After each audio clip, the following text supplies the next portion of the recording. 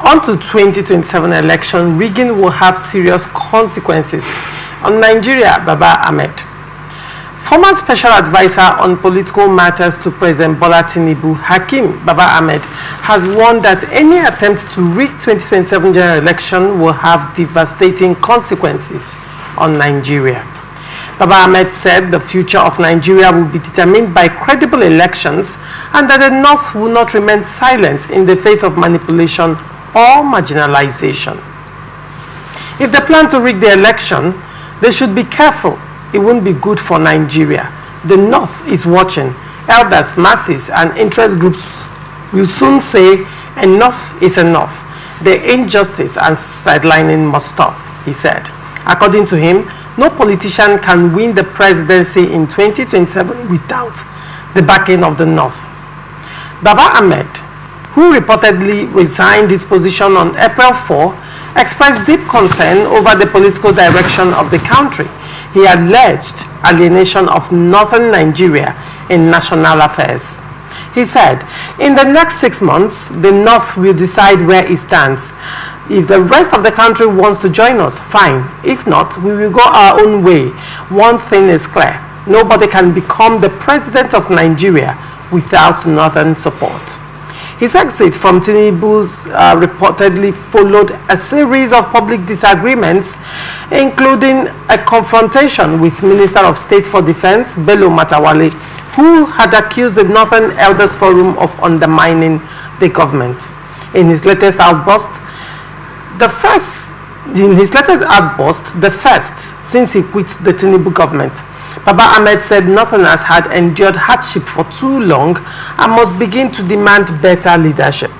We want a government that understands our problems and can address them. After Buhari's 8 years, we became wiser.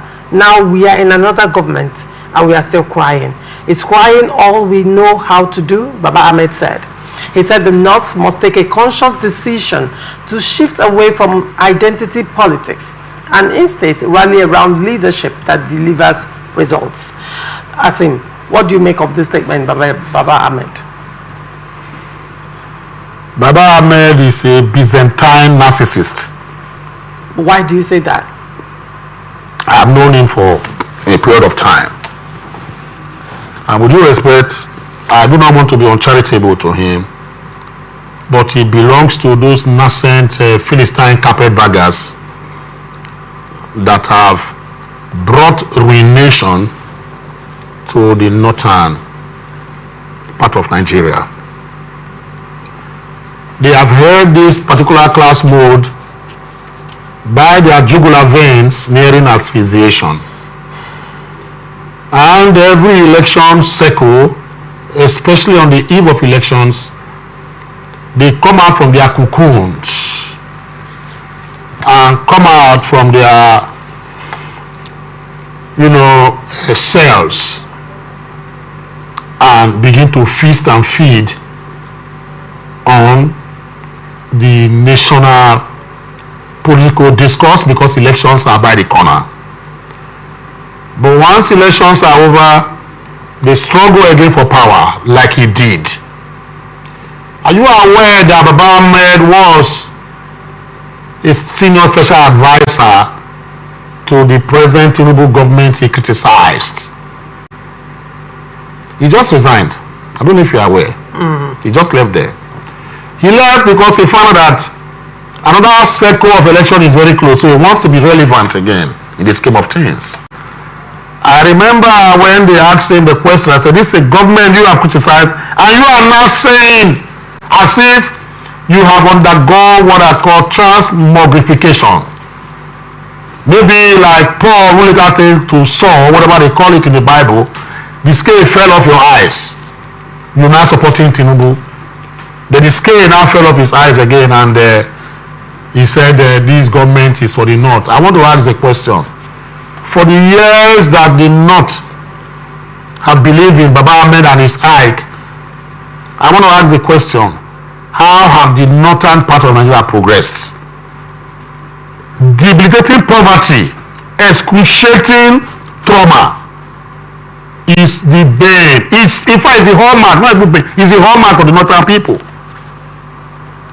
if you look at the beggarly crowd, if you look at crowd and hordes of beggars that flood our massive cities, conurbations in Nigeria today, about 80% are from the north. What has having power done for them in the north? During the military regime and dispensation, the northern part of Nigeria produced, if not all of them, as heads of states, but at least 9 out of 10. So, because I use the word not, open and close, carefully and very tendenciously, to now ask the question, because he was the one that narrowed it to know that the North will not agree. Why is it like always when the political circle is very clear on here that he talks about the North will not accept or you cannot become president? I mean, that is so boastful. You know, Nestorian braggadocio does not help in situations like this. You now see the rest of us are, oh, so which means in the North says, you know, a man from the Southeast he wants to be, they say they can't be. It means that the man cannot be president from the southeast of Nigeria or from the southwest or from the south, except the North agrees. You are not saying the voting strength. You are talking about the policies. You are talking of not as a collective. And the question I've asked is this.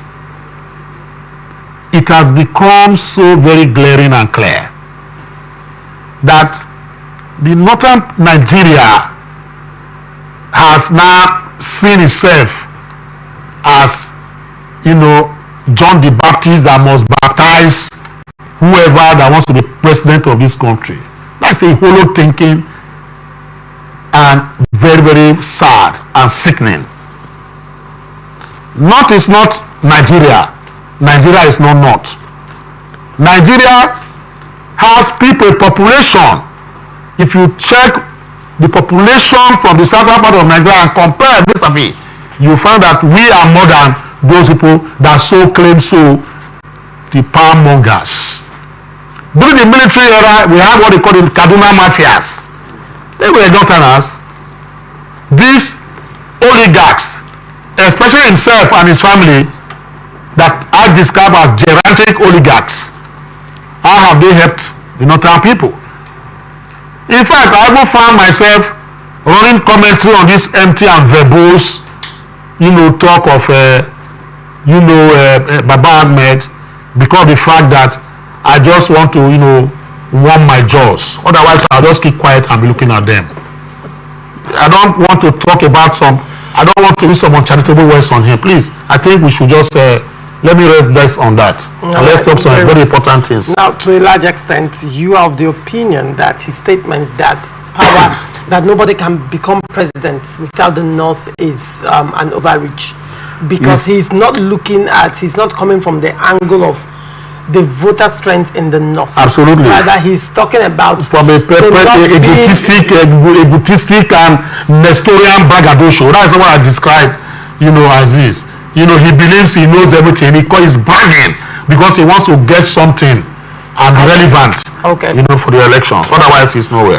But then his statement that rigging will have serious consequences in Nigeria. I mean, this has always been a statement that politicians make, you know, during rigging can never end in Nigeria.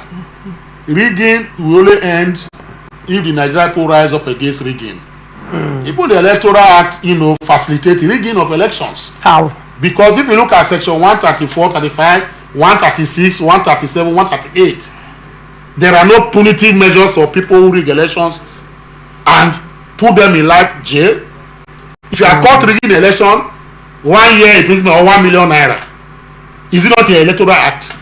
So are you serious not to now fight rigging?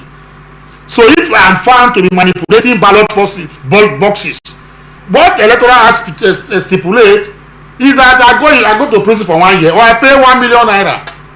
So if I'm sponsored by a political titan who said go and rig and I'm caught, you know, mutilating whatever and rigging elections, then police arrest me. They go and say I'm guilty. They'll say go to 1 year imprisonment or you drop 1 million naira. They will even give me 10 million naira to pay them off and read more the next election. So we are not even serious as a nation. That is what I'm saying. So when you say rigging will not stop in it. Let me put it very succinctly clear. We knew what happened in the last election. Election before that we knew. There was a time election was rigged in this country that a particular president stood and was crying on the day of his swearing to say, I know the process that brought me in was faulty. Please forgive me. That will tell you, I'm nepotistic, and sanguine, and Byzantine, and archaic, medieval, that our thoughts and whatever has been in Nigeria today. When people say rigging, who told you rigging will stop? Do you have the machinery to stop rigging? I don't think so. See, this tomfoolery we are doing in this country is getting us nowhere. Please don't play that kind of joke with me again. I don't like it when you tell me that rigging will not stop. It makes me feel very sad, as if we don't know exactly what is happening in Nigeria here. As an adult, I've been following politics from 1977 till now. You're telling me about rigging? All the people that have been in power, presidents we have from Shagari period till now, the elections were rigged. So please save us this whatever we are talking about again. All right, very well. Thank you so much, Barrister Hakeem Adams. It's always a pleasure having you. Thank you for coming in this morning. Thank you very much for inviting me. And thank you so much.